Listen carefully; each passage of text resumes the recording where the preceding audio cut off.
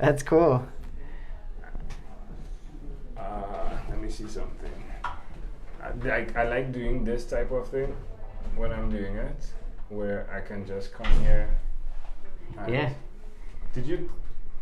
All right, let's do it. Yeah, that's so much fun, right? Like bloopers. Yeah. Yeah, this is cool. Tell me your first and last name. Curtis Sensenig. Sensenig. Yeah. Okay. Yeah, you got it. Yeah. That's cool. Yeah. Again, pleasure to meet you, Kurtis. Nice to meet you too. Amazing audience. We are live. Let me tell you where we are. We're recording from Multimedia Network Studios in New York. You should check out a great show about the podcasting industry, The Word from Mouth on iTunes at mouthpodcast.com or wherever the best podcasts are found. With us, we have Kurtis. This should be some fun. Yeah, this is cool. But Kurtis, do tell me, my friend, which of your talents do you think is responsible for us connecting at this specific time in history? Good question. I would say that I'm here because I have a travel show that I'm making, and this area is all a bunch of people that work in the travel industry. And so I'm here, you're here, we're doing similar stuff actually. You're doing podcasts, I'm doing video. Yeah. And I think that, well, it's serendipitous, I guess. Yeah, I love it, right? I love to see how things connect. When did you learn the skill of, how should I put this? Where should I go with this? You know what? I'll go with being the person that is entrusted with history, right? Which is amazing, right? Yeah. Who did you learn that from? Well, that's something I've been thinking about a lot recently, actually, because I am, like I said, I'm doing this show where I'm looking at storylines that go through big parts of the world, and I'm working on Europe right now, and I focused on Athens, where it's often called the birthplace of Western civilization, the ancient Greeks, and then right now I'm working on the Roman Empire and how that cuts, and then it breaks into two pieces, and it becomes the Byzantine Empire and then the Ottoman Empire. And I guess I'm thinking, like, this stuff is really fascinating. I love to travel, I love to explore. And as I was exploring when I was younger, I was like, oh, this is cool. It's like a building here. But I didn't know the storylines. I didn't really know it well.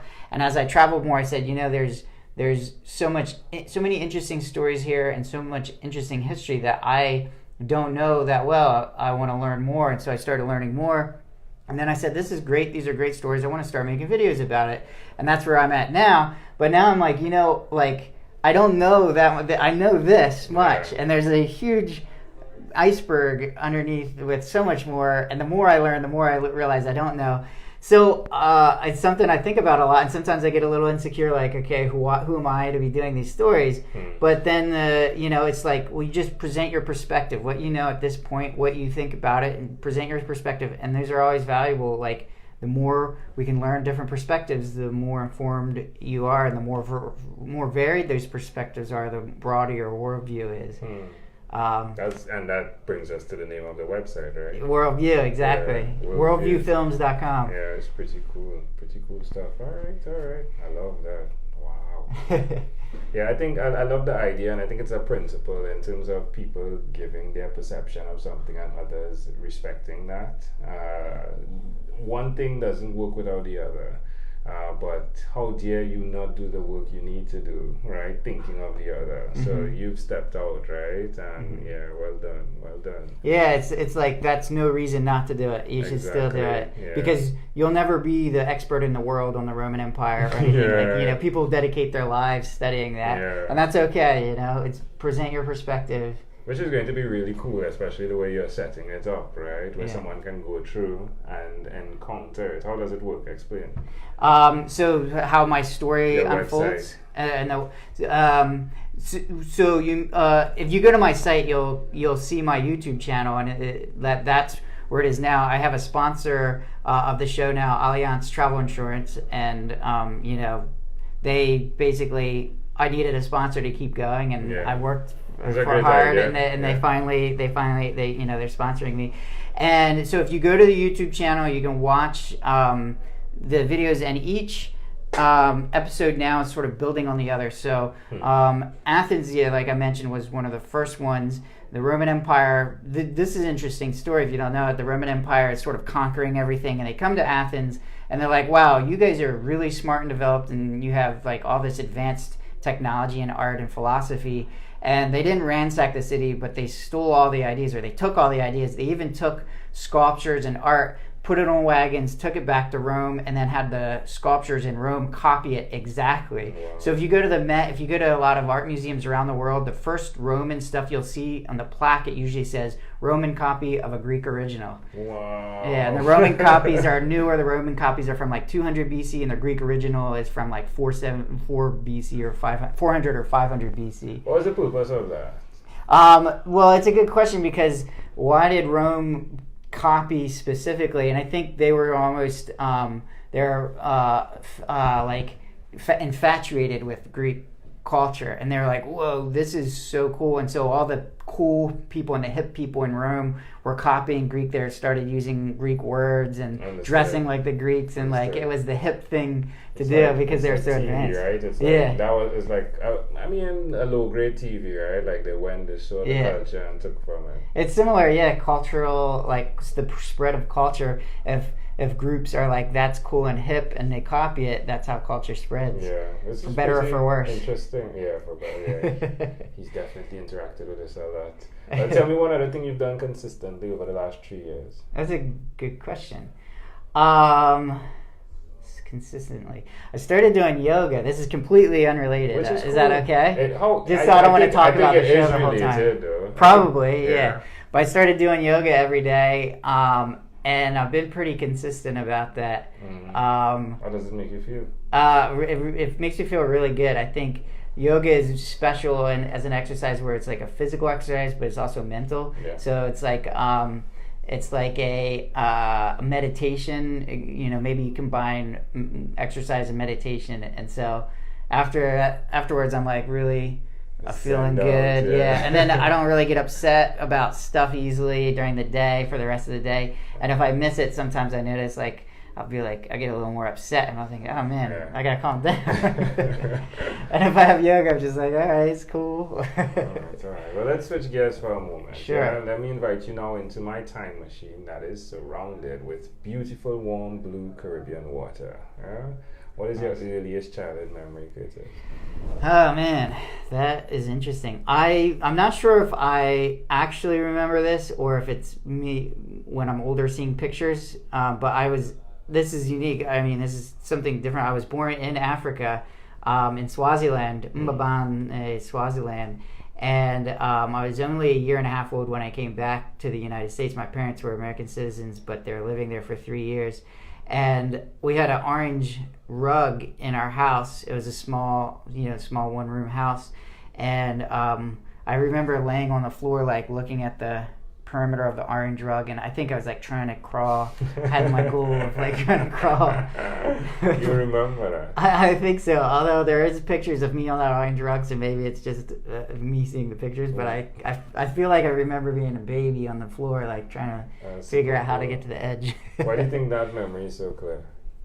That's a good question. Oh, I never thought about this, but I wonder if it's related to my personality trait of exploration and curiosity, where like I'm always trying to explore. I'm so curious, which presents itself in my show. That's why I do a show like I do. Yeah.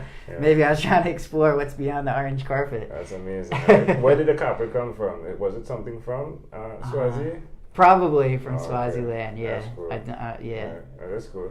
Well, can I offer an interpretation to the thought picture you created in my mind? Providing it was from Swazi, right? I just like to add, right, that you were not just the explorer, but the person that experienced in full benefit of culture changes, right? Like your parents took something from there and brought it back. Right. And now to see that you're doing that in a virtual space, right? Where you're taking the history, presenting it so other people can explore, is pretty fascinating how that connects. Yeah. And I think I have to give my parents credit for the whole, probably why I'm doing what I'm doing is we also lived in Sudan, in Khartoum, Sudan for 3 years when I was 8 to 11. And I remember that very clearly. That was actually really formative years. The interesting thing about that is we lived in the same city at the same same time that Osama bin Laden lived there. Okay. So he wasn't famous, and we didn't know that. But years later, we read a BBC article, and we're like, oh man. So yeah, that was pretty crazy. We may have seen him on the streets. Yeah. My mom swears she saw him Yeah? one time because she's like seen pictures. She's like, he looked kind of shady. But we lived there for 3 years, and that was like very formative. It was during a civil war. The economy was extremely depressed. It was, they were on the list of terrorist sponsoring states by the United States because of Osama bin Laden, and so it was a pretty crazy time to be there, but it definitely broadened my perspective a lot. Like, it was 99% Muslim, and most of my friends were Muslim, and I learned that these are all people and that there's differences, but it's not like these are bad people, these are good people. And I think coming back to the United States, I was sort of shocked by how I don't want to say, like, sort of how people didn't understand lots of the parts of the world where things were kind of black and white. And as I got older and I saw George Bush becoming president, and he was sort of, you're either with us or against us, these are evil people, these are good people, I was like, it's not really true. Yeah. And now with Trump, it's a similar sort of separation. I'm kind of liberal, so I mean, that's my perspective, but you didn't see that sort of contrast in the Obama administration of like, these are good people, these are bad people. But you do see, and so I think, especially leading up to the Iraq War with Trump, I was like, this is not a good idea, and this is not a good perspective to have in the world. And so we saw how that went, and so, but that's definitely why I think I do what I do, because I have this kind of perspective on the world that just I'm really curious about it, and I love learning about it. I'm lucky to have experienced lots of parts when I was younger, and I think that totally funnels into my perspective of what I do. That's amazing. What was your favorite song when you were 12? Oh. Oh, man. That's a good question. I don't know. My my parents were like they were like, I wouldn't say conservative, but they were Christian. They were pretty religious, Right. and so they would make me listen to Christian rock music. Right. You remember one of the songs? Yeah, and I think there's this band called DC Talk that I really liked. Right. They were so devout Christians that my music had to be Christian. Yeah. What song Which was until that? I argued to say, let me listen to normal Christian music. What song from DC? Oh, what song? Man, I think there was one song called Jesus Freak. Okay. Thinking back on that, I haven't thought about that in a while. It is kind of funny. Yeah. I don't know how I feel about that kind of music, but as long as it's good influence, I guess it's okay. Go for it, yeah. Love it. Right. Well, we've arrived at our destination, but before we get off of this time machine, there's a small declaration form. So it's yes or no, possibly a bit more. Have you chosen someone to pass on your skills to? I feel like I'm still learning my skills. I feel like I don't know. I mean, I'm sure I have skills to pass on yet. That's a good question. It's cool. I should. Well, I do collaborate with a lot of people, and I like to teach them stuff, but I also like to learn stuff from them.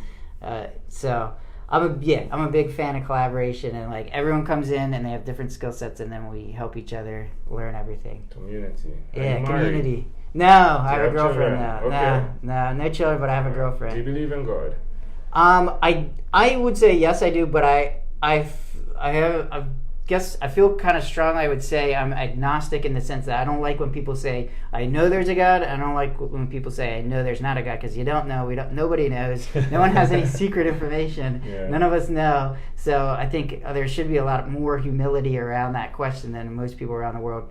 Okay. Religious people think they know, and atheists think they know. I was like, no, none of you know. Yeah, I love that answer. Yeah, I love that. If you had to share with us your own unique real statement, a statement that represents who you are, what would you say that is? I would say I am pretty committed to trying to share various perspectives. I want people to understand different perspectives around the world. Sweet. Yeah. Kurtis, this was a great pleasure. Before you leave, is there anything else you'd like to share with our amazing audience? Well, I think this is awesome. I've heard you've been all over doing Yeah. tons of these interviews, so that's impressive. Thanks. And good work. Keep it up. I appreciate that. Keep it up as well. Kurtis, this has been a great pleasure. Again, thank you for being on what is inspired by 12-minute convos with Angel Jones. Cut. Nice. Boom. Amazing Very cool. audience. Loving it. We're at the Voyager. Hey, Kathy. We're at the Voyager headquarters having a ton of fun. Amazing people in the travel sphere. Wow. Amazing, amazing. So again, thanks for your time. Let's see who's next. Laters.